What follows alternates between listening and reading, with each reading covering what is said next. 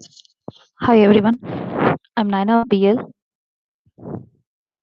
Assistant Professor, Department of Physics, SVT, Bangalore. So today we are going to start a quantum mechanics session 2. So session 2 outline. So outline means what we are going to discuss today in this session. So we are going to discuss a few concepts like introduction to quantum mechanics, Heisenberg's uncertainty principle, physical significance of uncertainty principle, and application of uncertainty principle. In this application, we are going to discuss a one application that is non-existence of the electron inside the nucleus. The first is introduction to quantum mechanics. Quantum mechanics is a physical science dealing with the behavior of matter and energy on the scale of atomic and subatomic particles or waves. Quantum mechanics is the foundation of several related disciplinaries knowledge, including nanoscience or nanotechnology, condensed matter physics, quantum chemistry, structural biology, particle physics, and electronics. The term quantum mechanics was first coined by Max Born in 1924. The acceptance by the general physics community of quantum mechanics is due to its accurate prediction of physical behavior of the system, including system where Newtonian mechanics fails. Through a century of experimentation and applied science, quantum mechanical theory has proven to be very successful and practical. The foundation of quantum mechanics date from the earlier 1800s, but the real beginnings quantum mechanics date from the work of Max Planck in the year 1900, where Albert Einstein and Niels Bohr soon made important contribution to what is now called the old mechanics. However, it was not until 1924 that a more complete picture emerged with Louis de Broglie, that is, de Broglie hypothesis, or we can call it as matter waves hypothesis. And the true importance of quantum mechanics become clear. Some of the prominent scientists to subsequently contribute in the mid 1920s to what is called new mechanics or new physics, where Max Born, Paul Dirac, Heisenberg, Pauli, and Schrödinger. So before going to the Heisenberg uncertainty principle, so I would like to introduce Werner Heisenberg. He was a German physicist and philosopher who discovered a way to formulate quantum mechanics in terms of matrix. He was born on 5th December 1901. In 1927, he published his theory or principle, that is, uncertainty principle. He was awarded the Nobel Prize in Physics for uncertainty principle in 1932. He was also awarded Max Planck's Medal in the year 1933. He was also made important contributions to the theory of hydrodynamics of turbulent flow, the atomic nucleus, ferromagnetism, cosmic rays, and subatomic particles. So actually we'll start syllabus from here. So that is module 4 quantum mechanics. In that the first part is Heisenberg uncertainty principle. So usually this will ask for 2 marks. So this theory was proposed by Heisenberg in the year 1927. So in any simultaneous determination of position and momentum of a particle, the product of the corresponding uncertainties inherently present in the measurement is equal to or greater than h by 4 pi. So Heisenberg uncertainty principle states that it is impossible to determine both position and momentum of the particle simultaneously and accurately. So the uncertainty principle equation is given by delta x, the product of delta x and delta p is greater than or equal to h by 4 pi. So the Heisenberg uncertainty principle, where the equation in this equation, the product of delta x and delta p is greater than or equal to h by 4 pi, or also we can write the product of delta x and delta p is greater than or equal to h cross by 2. Here delta x is nothing but uncertainty in position. Delta p is nothing but uncertainty in momentum, where the more accurately you know the position of that particle, that is, the smaller delta x is, the less accurately you know the momentum of the particle, that is, the large delta p is, and vice versa. So, similarly, we can also apply Heisenberg uncertainty principle or HUP for another two conjugate pairs like energy and time, and also angular frequency and angular momentum. So the equation will be the product of delta E and delta T is greater than or equal to h by 4 pi, and the product of delta theta into delta L is greater than or equal to h by 4 pi. So now we'll move on to the physical significance of uncertainty principle. So this will ask for usually for 3 marks. So significance of uncertainty principle,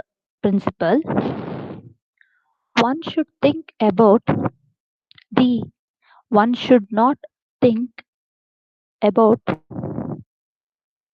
the exact momentum or exact position value of the particle. Instead one should think of the probability of finding the particle at the certain position or probable value of momentum. To obtain such probabilities, certain mathematical functions called as probability density of function are used in quantum mechanics.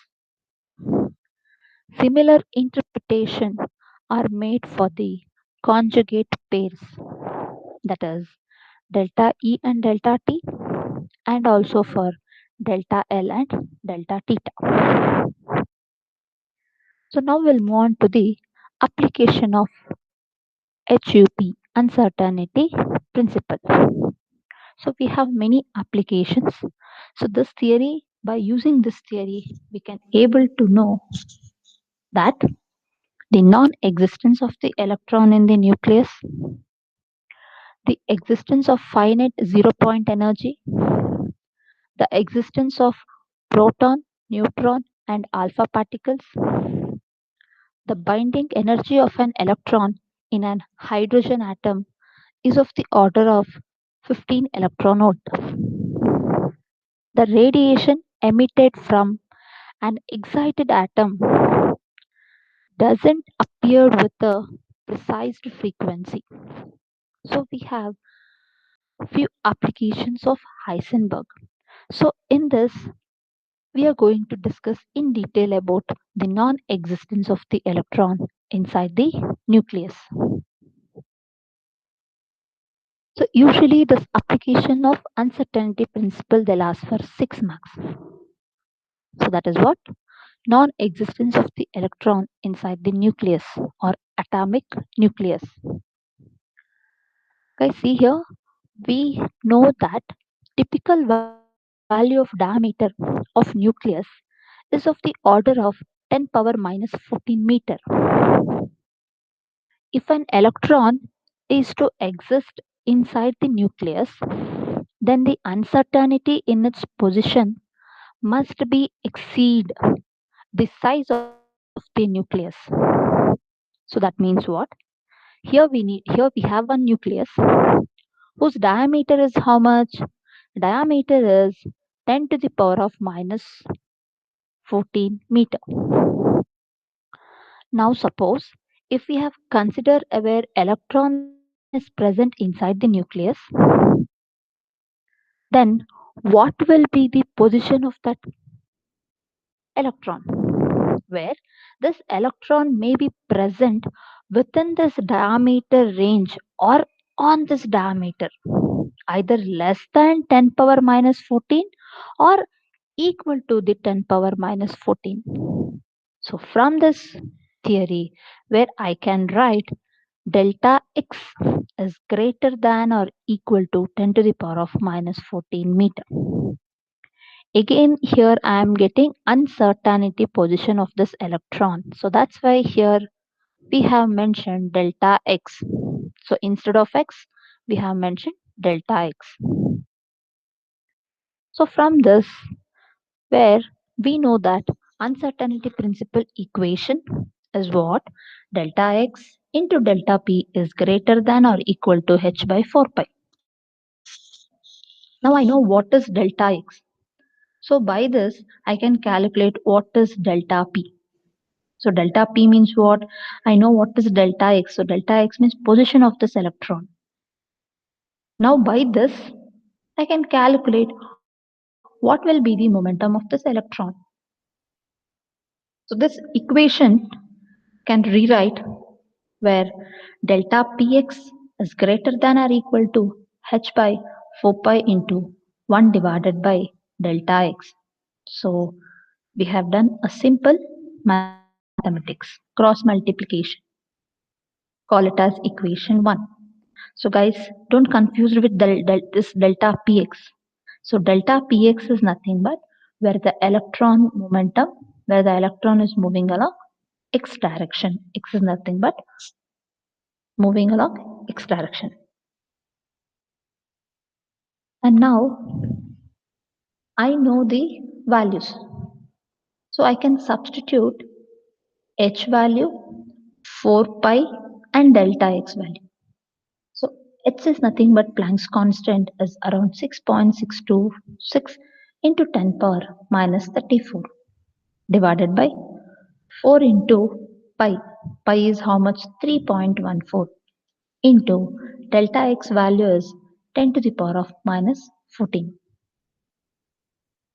So after substituting and simplification, where I'll get delta p, x is greater than or equal to 0.52 into 10 power minus 20 kg meter per second.